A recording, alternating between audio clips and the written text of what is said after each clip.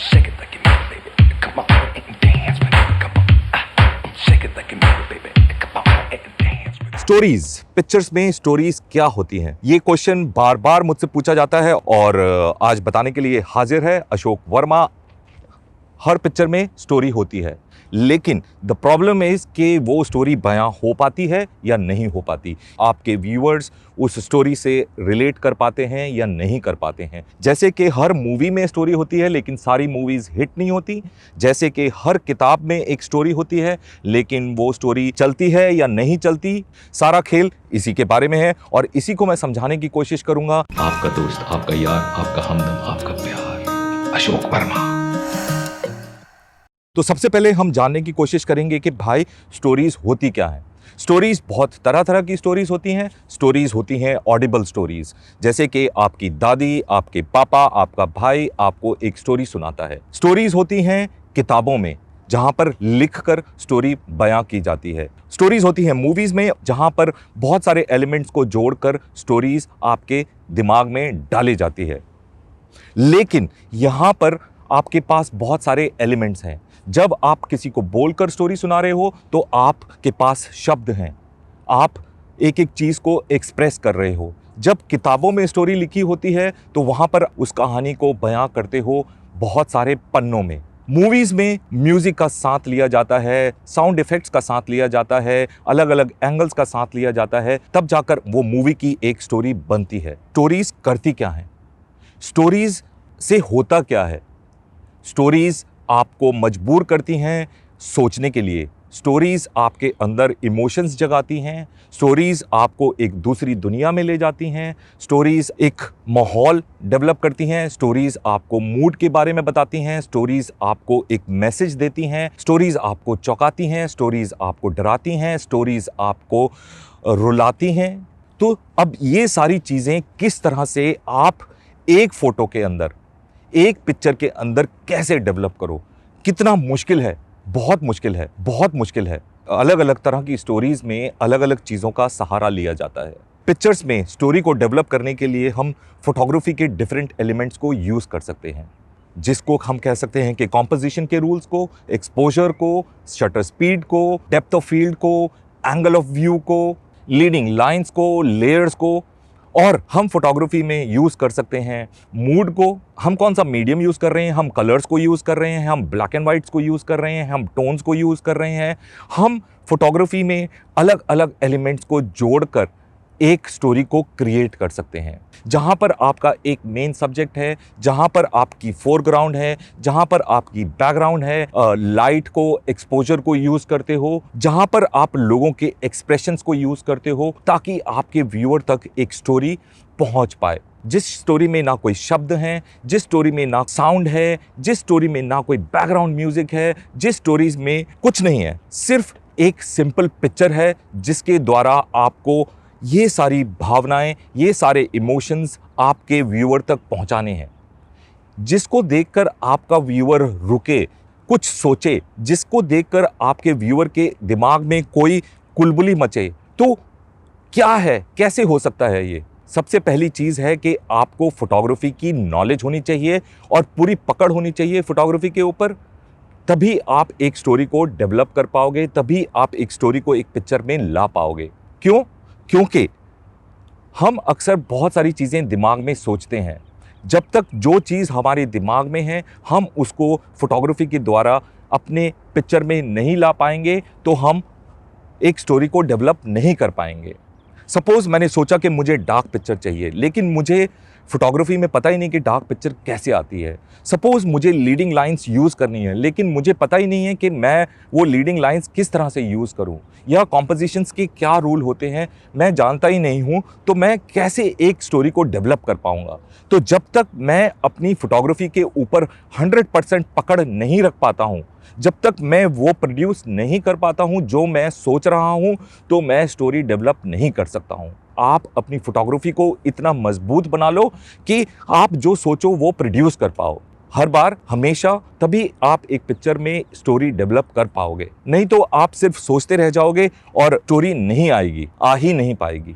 दूसरी चीज़ है कि आप कितना ऑब्जर्व करते हो। आप चीज़ों को देखो कि एक चीज़ दूसरी चीज़ से किस तरह से रिलेट हो सकती है। आपको अपना कैमरा एक तरफ रख देना है और चीज़ों को ऑब्जर्व करना है। जहाँ पर भी आप जाते हो, पिक्चरें हर जगह हैं और स्टोरीज़ हवा में फ्लोट कर रही हैं। आपको एलिमेंट्स को जोड़ना है और वो तभी जोड़ सकते हो जब आप चीज़ों को ऑब्जर्व करते हो, आप लाइट को ऑब्जर्व करते हो, आप लोगों के एक्सप्रेशंस को ऑब्जर्व करते हो, आप डिफरेंट एलिमेंट्स को ऑब्जर्व करते हो कि चिड़िया किस तरह से चलती है, पर्दा किस तरह से उड़ता है, रेल किस तरह से चलती है, कलर्स किस तरह से काम करते हैं, लाइंस किस तरह से काम करती हैं। आप किस तरह से अपने फोरग्राउंड को, अपने बैकग्राउंड को, अपने मेन सब्जेक्ट को बाकी एलिमेंट्स के साथ जोड़ते हो, वो ही सारा खेल है और वो सारा खेल आएगा ऑब्जर्व करने से। तो भैया, जब आप ये सारी चीज़ें सीख लेते हो तो फिर आप क्या करते हो, फिर आप ये जो एलिमेंट्स हैं, इन सब एलिमेंट्स को एक दूसरे के साथ जोड़कर एक पिक्चर में ढालने की कोशिश करते हो। आप उन सब एलिमेंट्स को ऐसे डालते हो कि वो एक दूसरे को सपोर्ट करते हैं, वो एक दूसरे से इंटरकनेक्ट होते हैं। सारा खेल फोटोग्राफी में एक स्टोरी को प्रोड्यूस करने के लिए सिर्फ इतना सा है कि आपको वो चीज़ें सिंपल बनानी है, जैसा आपने सोचा है आपको अपने व्यूअर्स को भी वही सोचवाना है। जब तक आप जो सोच रहे हो और आपका व्यूअर भी वैसे ना सोचे, तब तक उस पिक्चर की स्टोरी आपके व्यूअर तक नहीं पहुंच रही है। सबसे सिंपल रूल है कि आप अपने पिक्चर्स में एलिमेंट्स को कम रखो। जितने एलिमेंट्स कम होंगे आपकी पिक्चर में, आपकी स्टोरी उतनी क्लियर होगी। आइए मैं आपको कुछ एग्जांपल देता हूं मेरी पिक्चर्स का और मैं अपनी स्टोरी बताऊंगा, लेकिन इन पिक्चर्स को देखकर शायद लोगों ने अपनी स्टोरी अपने आप बनाई होगी। इस पिक्चर को देखते हैं कि ये पिक्चर है, मैंने एक आर्ट गैलरी में ली थी। पीछे एक पेंटिंग लगी हुई थी और दो बंदे हैं लेफ्ट और राइट में, जो दोनों एक दूसरे को देख के सोच रहे हैं। पीछे जो पेंटिंग बनी हुई है वो एक ईवल जैसा दिखता है और ये दोनों सोच रहे हैं कि क्या करना है। आप इस पिक्चर को देखते हो तो आपको इस पिक्चर में एक मूड दिखेगा, एक डार्कनेस दिखेगी, because we are talking about evil, we are talking about dark things. तो पिक्चर को डार्क मूड दिया गया है। पिक्चर में एक इवन टोन है, पिक्चर का एक्सपोजर ठीक है, पिक्चर का एंगल ठीक है, पिक्चर की कंपोजिशन ठीक है। सेंटर में मेन सब्जेक्ट है जिसके ऊपर सबसे पहले आपकी नज़र जाती है और वो है ईवल। फिर आप लेफ्ट में देखते हो, राइट में देखते हो और वो दोनों बंदे आपस में देख के कुछ सोच रहे हैं कि क्या उनके दिमाग में भी कोई ईवल थॉट चल रहा है। तो स्टोरीज इस तरह से बनती हैं। पिक्चर सिंपल है, पिक्चर टू द पॉइंट है, पिक्चर में मूड है, पिक्चर में कॉम्पोजिशन है, तभी ये पिक्चर सक्सेसफुल है। अगली पिक्चर लेता हूं मैं, ये वाली पिक्चर। अब ये पिक्चर देखकर आपके दिमाग में भी कोई ना कोई ख्याल आ रहा होगा। ख्याल क्या आ रहा है कि नीचे गाड़ियां दिख रही हैं, पीछे एक लड़की नाच रही है, पिक्चर ब्लैक एंड वाइट है और वो कोई पोल डांस कर रही है, पीछे धुआं उठ रहा है। तो पिक्चर में मूड है, पिक्चर में सस्पेंस है, पिक्चर में क्यूरियोसिटी है। व्यूअर आके रुकता है, वो सोचता है कि भाई ये कैसे हो रहा है। पिक्चर में हम यूज़ कर रहे हैं रेशियो को, लड़की बहुत बड़ी दिख रही है और गाड़ी बहुत छोटी दिख रही है। तो ये आपके व्यूअर को सोचने पे मजबूर करती है और वो सोचता है कि भाई ये चीज़ किस तरह से हो रही है। तो जहाँ पर आप अपने व्यूअर को रोक पाते हो, जहाँ पर आपका व्यूअर सोचता है, तो वो पिक्चर सक्सेसफुल हो जाती है। यहाँ पर मैंने यूज़ करा है ब्लैक एंड वाइट टोन को, क्योंकि अगर मैं कलर टोन यूज़ करता तो बहुत सारा डिस्ट्रैक्शन होता। तो मैंने डिस्ट्रैक्शन को बचाने के लिए चूज़ करा ब्लैक एंड वाइट मोड। अगली पिक्चर लेते हैं हम, ये वाली पिक्चर। अब इस पिक्चर को देखते हो तो आप देखोगे कि पिक्चर बिल्कुल सिंपल है। Foreground, background, everything is simple. Picture में यूनिफॉर्म टोन है। पिक्चर में सिर्फ दो एलिमेंट्स हैं, एक एलिमेंट राइट में खड़ा है, एक एलिमेंट लेफ्ट में खड़ा है। लेफ्ट वाला एलिमेंट राइट वाले एलिमेंट को देख रहा है। तो आप इस पिक्चर को देखकर डायरेक्टली सोचना स्टार्ट करते हो कि हो क्या रहा है। ये लड़की फ़ोन कर रही है, किसको फ़ोन कर रही है, ये छुप के फ़ोन कर रही है और दूसरी लड़की उधर खड़े होकर सिगरेट पी रही है। तो कुछ ना कुछ आपके अंदर एक इमोशन ट्रिगर होता है, कुछ ना कुछ आप सोचने के लिए मजबूर होते हो, तो स्टोरी बन जाती है। ये स्टोरी मेरी स्टोरी है, हो सकता है कोई और इसे देखेगा तो उसकी स्टोरी कुछ और होगी। खेल सिर्फ इतना है कि हर पिक्चर में स्टोरी है, लेकिन क्या आप उसको सिंप्लीफाई कर पाते हो या नहीं कर पाते हो। इस पिक्चर में एकदम सब कुछ सिंप्लीफाइड है, कोई डिस्ट्रैक्शन नहीं है, कोई बेकार की चीज़ें नहीं है, चाहे वो फोरग्राउंड हो चाहे बैकग्राउंड हो। एक्सपोजर एकदम करेक्ट है, एंगल ऑफ व्यू जो आपको चाहिए था वही है, एक फ्रेम में सिर्फ वही एलिमेंट्स हैं जो आपके लिए ज़रूरी थे। उसके बाद आते हैं हम तीसरी पिक्चर पे। अब ये वाली पिक्चर अगर आप देखोगे तो आप देखकर सोचोगे कि यार ये क्या हो रहा है। ये 3 लोग भेड़ के ऊपर बैठे हुए हैं, उधर से एक लड़की जा रही है, वो आपस में कुछ डिस्कस कर रहे हैं, शायद वो उस लड़की को देख रहे हैं। हो क्या रहा है यहाँ पर? तो जब आप एक ऐसी स्टोरी क्रिएट कर पाते हो जहाँ पर लोग सोचें कि भाई हो क्या रहा है, अब यहाँ पर फ्रेमिंग किस तरह से करी गई है। फोरग्राउंड में मैंने लिया है इस लड़की को, उसने कपड़े पहने हैं एकदम ब्राइट कलर के। हो सकता है इस पिक्चर को मैं ब्लैक एंड वाइट भी शूट कर सकता था, लेकिन ये ब्राइट कलर अट्रैक्ट करेगा एक व्यूअर को आपके पिक्चर के अंदर घुसने के लिए। जैसे ही वो इस पिक्चर के अंदर घुसेगा, वो राइट की तरफ मूव करेगा और वो देखेगा कि भाई ये क्या हो रहा है। पिक्चर में अगेन पिक्चर एकदम सिंपल है, पिक्चर में कोई भी फालतू की चीज़ें नहीं है, कोई खंबा नहीं आ रहा, पीछे से कोई चिड़िया नहीं उड़ रही या पीछे कोई खड़ा होकर अपनी सर को नहीं खुजा रहा। जो मैं दिखाना चाहता हूं मैंने सिर्फ वही दिखाया।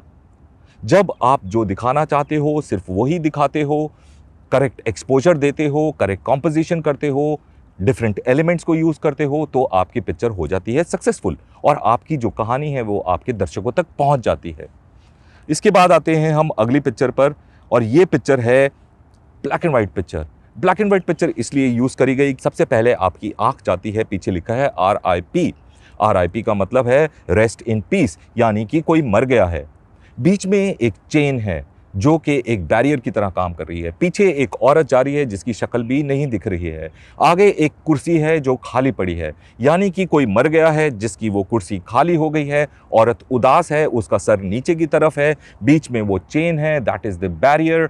सो जितनी चीज़ें मुझे चाहिए थी वो फ्रेम में है, जो मूड में लाना चाहता था वो फ्रेम में है, तो मैंने अपनी स्टोरी आप तक पहुंचा दी।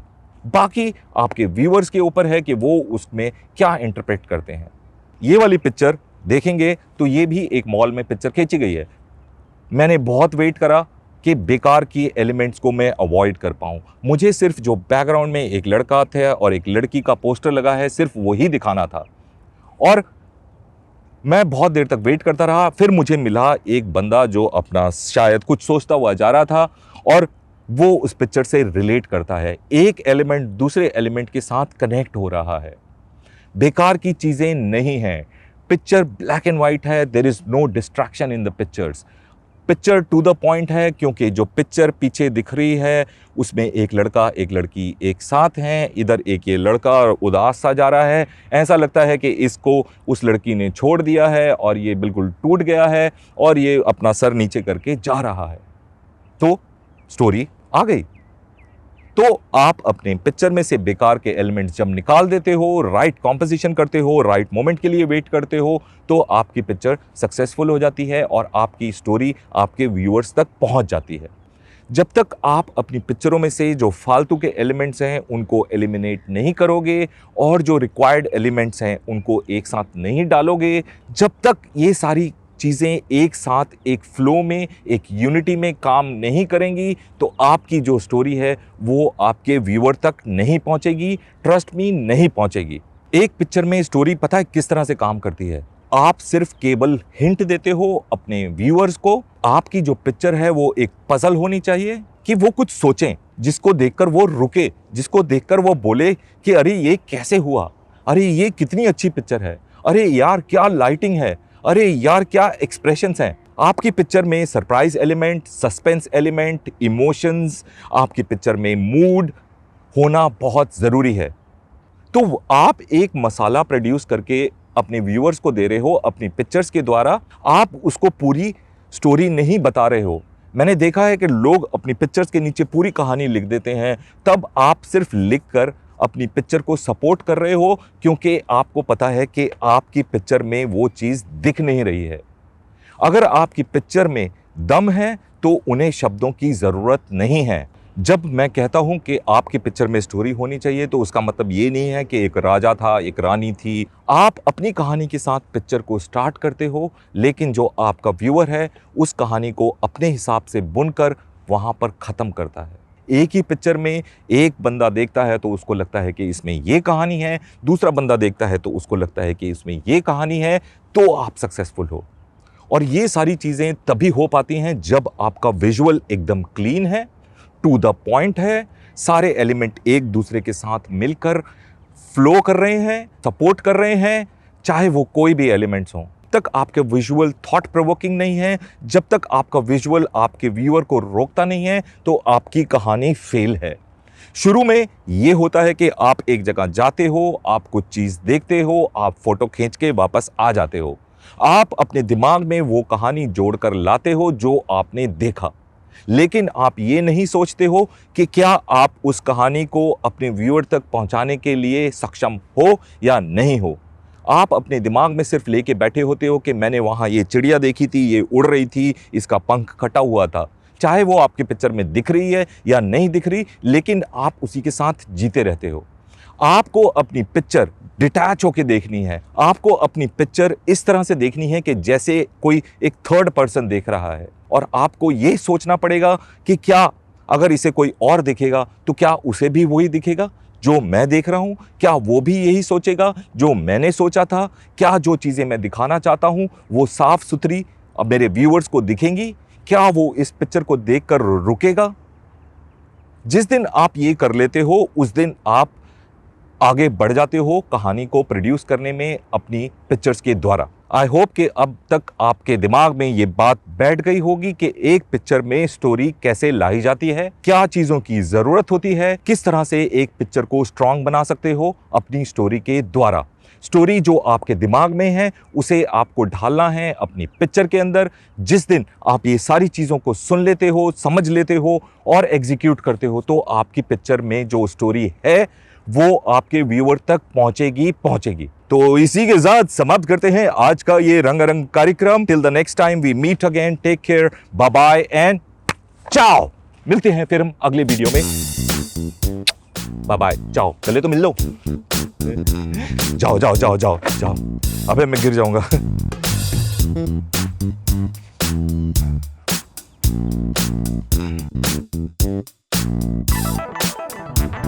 तो भैया ऐसे ही होता है ये वीडियो शूट। और अब पैकिंग करने का टाइम आ गया है। जाते हैं कहीं पे बैठ के ये वीडियो एडिट करा जाएगा।